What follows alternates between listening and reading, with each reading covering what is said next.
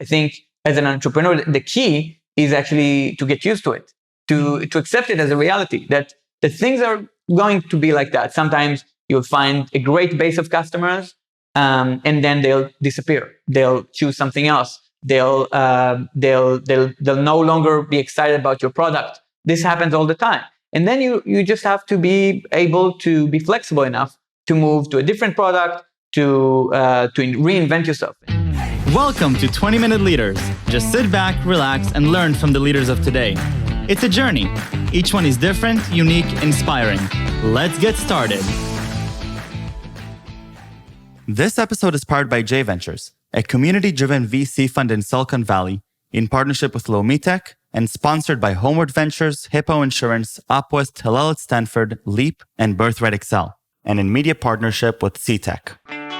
Welcome to 20-Minute Leaders. The future of delivery and fulfillment is here, and I'm joined today by Idan Hershko, co-founder of Avo, a fast-growing e-commerce startup focused on reducing costs for consumers by aggregating demand. Before starting Avo, Idan started a couple of other companies and was also an early employee at Monday.com. He was also the founder of a podcast called Startup Camel, where he interviewed over 80 founders from the Israeli startup scene. Idan Hershko, welcome to 20-Minute Leaders. How are you? I'm great. Yeah, very hot today, but excited to be on the show. Well, I'm really excited to be catching you here in Israel and Tel Aviv. We're at the Avo offices in your, specifically this location, but you're growing an incredible company, changing paradigms and changing the way we think about deliveries and goods and everything that comes in between. But most importantly, you're bringing with you, what it means to be an entrepreneur. And I'm really excited to hear your perspective and your own journey. Previously VP Customer Success at Monday, an incredible company, now Chief Customer Officer of Avo and co-founder. Idan, before we get to Avo itself, tell me a little bit about your own trajectory and why you choose to be an entrepreneur. That's a good question. I think that, it starts from your perception of, it would sound like a big thing, but your perception of life, like what does it mean to live at all, as a general concept. And to me, because I don't believe in the afterlife or anything like that, I think that we are here for an X period of time and we need to do our best during that time. And to me, that was always how I think about this concept of where do I want to be? And I think, to me, I really wanted to build something and see something becoming huge and important in the world, make some kind of a dent in the world and an impact. And I didn't know exactly how it's going to happen, but this is my way of making some kind of an impact on the world. So. Amazing. And so today, as Chief Customer Officer of Avo, you're deciding to go on this entrepreneurial journey. Before we get to the more personal aspects, what is Avo doing, in high level perspective, and how is it changing a lot of the background thinking that we used to have? Right. Okay. So basically, when we started the company, we looked at all the other e-commerce companies in the world, and we noticed that they all work in more or less the same way Amazon started working back in 1994, is how most e-commerce companies work today. So what does it mean? It means that you open an online website, right? You get customers via Facebook and Google. So you pay a lot of money to Facebook and Google. So you acquire customers. And then the other part, after you acquire the customer, you have to fulfill. So you deliver to them, usually via third parties like FedEx, UPS, or the mail in your local mail system. Now, the problem with that is the huge costs. So customer acquisition is very expensive, and delivery costs and fulfillment costs are extremely expensive. So for you as a supplier, you are left with a very small margin, and many of those companies don't survive because of that. So we decided, okay, this seems to be a problematic way of doing things, and we wanted to do it in a totally different way. And the way we chose was, we thought, okay, if we could find a place where there's a lot of demand, aggregated, and aggregation is the key here, if we could aggregate demand, we can save a lot of money and a lot of the costs on the fulfillment, obviously, because you fulfill to one location. So that's pretty easy, but then easy to understand. But then the other thing is you can also market in that specific place. And by doing so, you save a lot of the costs associated with customer acquisition. So you have a large improvement in the economics of the whole business. And that's how we started. That's the focus of the company. And that's exactly what we do. We go to areas that have a lot of people in them.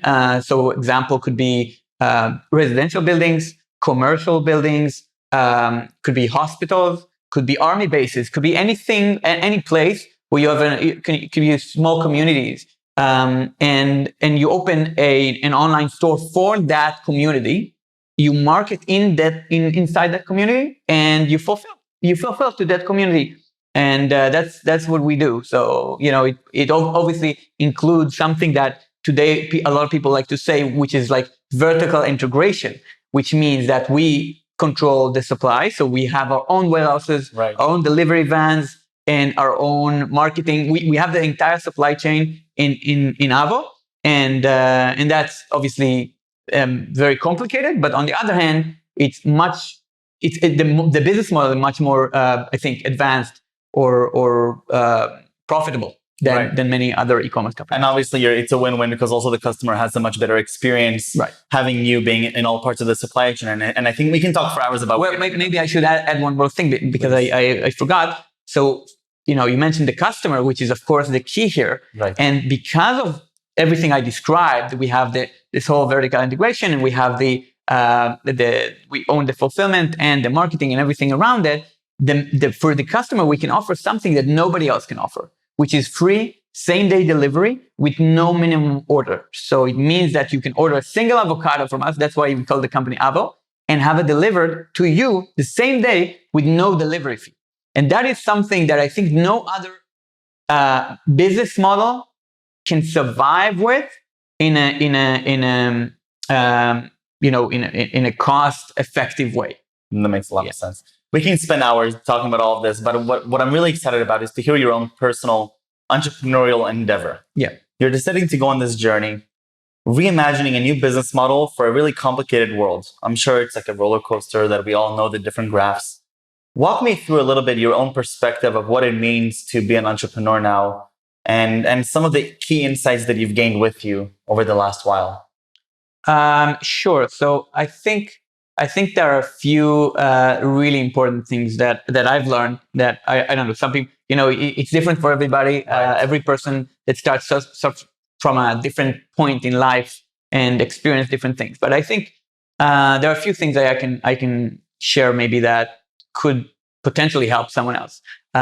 So the first thing is that it's sometimes very, very hard to convince people that what you're imagining is going to be real, and it's very hard to estimate how difficult it is, because people, and in general, it doesn't matter if it's investors, employees, family members, it could be anyone.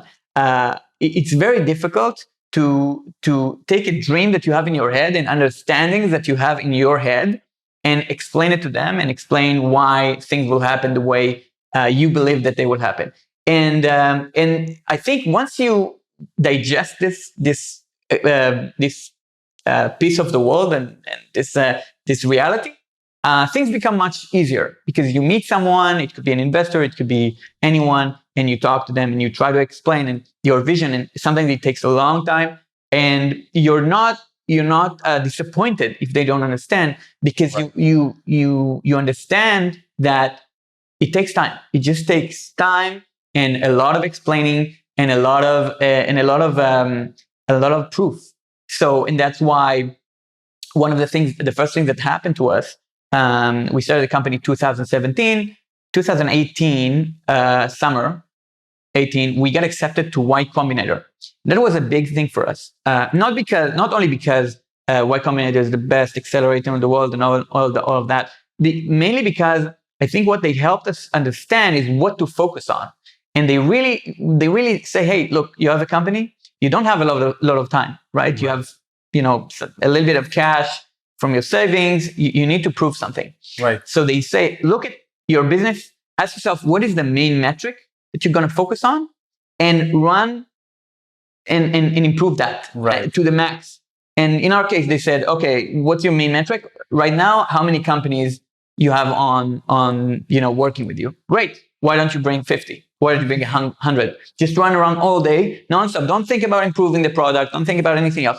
Just focus on that. That was extremely helpful. So I think that's a very important element of that I understood. So to conclude this part, I would say, really try to understand that it takes a lot of time and energy to convince people, and it's a journey. It takes time. So that's the first thing. Yes. So that's one thing. Another thing that I think is really important to understand is that a lot of times when I speak to people, they said, that think about entrepreneurship or stuff like that. They say, oh, well, this and that had a great idea in the beginning. That's why they succeeded.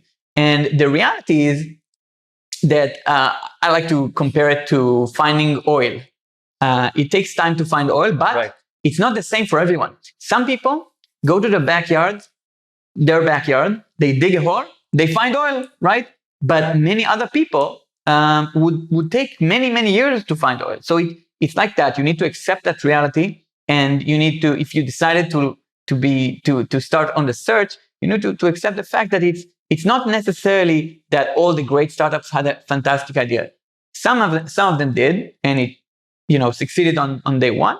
Many of them didn't. There are so many many stories of companies that had a bad idea and then changed it and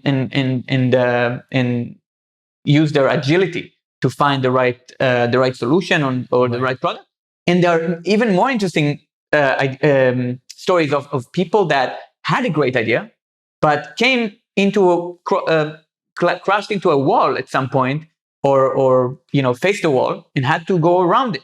And then sometimes, even if you're great idea, I think one of the best stories that I like is Ben Horowitz from the Hard Things. And it's really interesting. He took a company from zero to, I think, $1 billion, then bubble burst, going down to 30 million valuation, and then going back up to 1.6 billion and selling it, and with a totally different product. Like, it started from hardware, completely changed the company, going to software. And I think there are many, many stories like that of totally changing your path and the way you operate, or the way your company operates. And it's about agility and being able to change, and being flexible and open to new ideas. And one of the things that I think you're mentioning here is also the confirmation bias that we, and also the young generation probably has. We're reading TechCrunch, Crunchbase, and we're seeing all these crazy things happening in the market. Yeah. These are not overnight successes. When I'm looking online and I'm researching in preparation for this episode, I'm looking at what you're doing with Avo, and I'm shocked. I'm like, wow, this is incredible. How did they do it so quickly? This is amazing. But then you're saying, well, but you actually started in 2017, 2018. 3 years, that's a lot of days. That's almost 1,000 days of really hard work, of blood, sweat, and tears. Yeah. But from an outsider's perspective, it may seem so quick. Right? Yeah. But it's a journey. It's not an overnight a long journey. success. And I think if you look at the average of the companies that go to an IPO, you'll see it's not like a year or two. I think the average is like 10 years. It's like a long, long journey. And probably a lot of them have changed completely along the way. I was one of the first employees at Monday, and Monday changed. When I joined Monday, it was the pulse. It was, but the funny thing, when I joined Monday, it was after the company have tried different, the founders and the earlier team tried several things that didn't work, and adjusted and found a new product, and then started developing that product. And we need to remember also at Avo, we in the first until 2020, we were entirely focused on residential, on commercial buildings, and that's our entire focus. And then COVID started, and we had to figure it out because basically everyone, nobody showed up in the offices anymore. We had to find a way around it. And we put in a lot of hard work in trying to understand how to get into residential buildings, and we figured it out. But it was a lot of hard work. It's not easy. And I think there's probably a lot of hard work in the future for us, because it just that's the way it is. But I think as an entrepreneur, the key is actually to get used to it, to accept it as a reality, that things are going to be like that. Sometimes you'll find a great base of customers, and then they'll disappear. They'll choose something else. They'll no longer be excited about your product. This happens all the time. And then you just have to be able to be flexible enough to move to a different product, to reinvent yourself. And I think actually, that's the exciting part, reinventing yourself over and over again. And that's actually fun.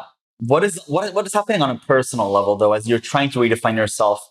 You're basically saying, let's take all the different rejections that we get and turn them upside down and use them to become a better version of ourselves, right? But it can't be an easy process that you're doing to yourself. What did you learn practicing this, pretty much what I'm guessing, on a daily basis in one way or another? Yeah, I think that I learned a lot of things about during the last 4 years. I think I really learned a lot about the importance of what someone may call being radically open-minded. That's super important in my opinion, to understand that there are many things you're trying to do. We've tried many things along the way that I thought personally will never work, and worked amazingly. There were many things that I thought would be a great success, but were totally disaster. And I think the more you experience that, and that's only experience can teach you. You try something, try it again, and then after you see that it's very hard to predict, and you accept it as a reality, it's just simply super difficult to predict what's going to be the result. And you just have to experiment with a lot of things. And I think that's the key. If you understand the value of experimenting a lot, I think that really gives you an edge as an entrepreneur. And so that's why I also think, if we go back to the concept of having a great idea, even if you have a great idea, but you're not flexible enough, then very soon you'll hit a wall, and then you will probably crash into it. Because if you are not, I think in a way it's better to start with not a great idea and to have to evolve into a better idea, because that forces you into trying different things and being flexible about agility, and being and understanding that it's what we've done so far is not necessarily what we're going to do in the future. And the more you and your team understand that, the better the company is going to be. And, Amazon is obviously the best example in the world for that, right? Because they have started and did, probably we don't even know about most of the businesses that they've started and failed, right, and shut down. And even some of them were big, like the Fire phone, or, big things that failed. But still, they keep on doing it. They have a culture of reinventing, and I think we're trying to do the same at Avo. Idan, I love your perspective and I love your journey. I love Avo, and it's a huge Israeli pride. And thank you for taking the time to share this with me. I really appreciate it. I know how busy you are. I have 3 more questions for you. Not about Avo, not about the entrepreneurial journey, but about yourself. Take me back to middle school. What really fascinates you as a kid? You're going through life. What really sparks your curiosity? I think that what really, I was really excited about space. Really? Yeah, I think that space is really, really interesting. I think a lot of people think that, and I think obviously, there are a lot of people who thought of space as an interesting thing, and still think about it.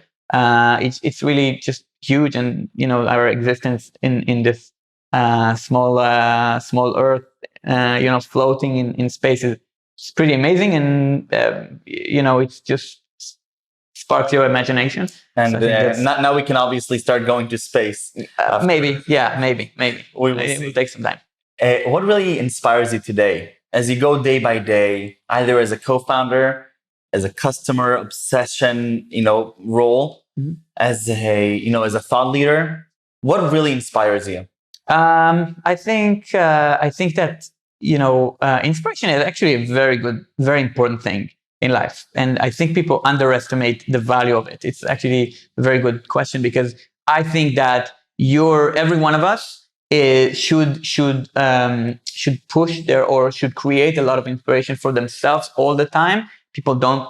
I think a lot of people don't do it, and I think for me, I find a lot of inspiration in actually listening to other people's story, other teams, other builders and their stories, and it could be anything from historical figures to stories of other entrepreneurs, and during that time, even before I started the company, I would read, and I still do read a lot of biographies of everyone who have ever built something interesting, from Warren Buffett to Steve Jobs to anyone. I've read so many books. Phil Knight's story in Shoe Dog is amazing. There are many stories and many podcasts. So those kind of things really excite me. And also, I think for me personally, I was I took a part in the story of in the journey of Monday. And I think the founders there were also very inspiring, and the results that they've achieved inspire us all, which is, yeah. I love it. And what are 3 words you would use to describe yourself? I think that the first one would probably be curiosity. I'm really curious. I just really like to dig into areas that I don't know, and learning, and just listening to many things. Sometimes they're, in my space, sometimes in totally different places. And I like to actually connect them to one big story. And for example, I'm like a musician, so I like to find ways to connect that into my day-to-day work or my day-to-day perception. That's one thing. The other thing I would say is maybe relentlessness in a way, because I think I could get going with something that I focus on for a long time, and I've done it several times with whether it's customers or trying to drive change through a company, or trying to figure out a solution to a problem. And does that translate also to your personal life? This relentlessness to get something done, to do something right? I would say that in a way, yes. I mean, I don't like to leave things that are not solved. So whether it's in relationships, I think it's really important to me to solve the issue, to get to the bottom of that. I think I rarely have I rarely have a disagreement with someone that I don't insist on solving, closing it, and on solving it, and understanding why did I made someone angry, why did I make them angry, could I fix it, and most of the time I can, and which is great. So I think that's another thing. I think that's another part of it. And the third word, I would say creative. I really like creating things. Again, going back to music, but regardless, like in a company setting, I would say really like being a part of marketing, kind of debates or interactions. I also like being a part of the creative team working on our warehouse processes. Anything around that, I really like the creative process. So that's done. Toda rabba. My pleasure, man. Thank you very much. This was amazing. Thank you for sharing the time, the honesty, and the openness. Best of luck with Avo, and stay safe and stay healthy.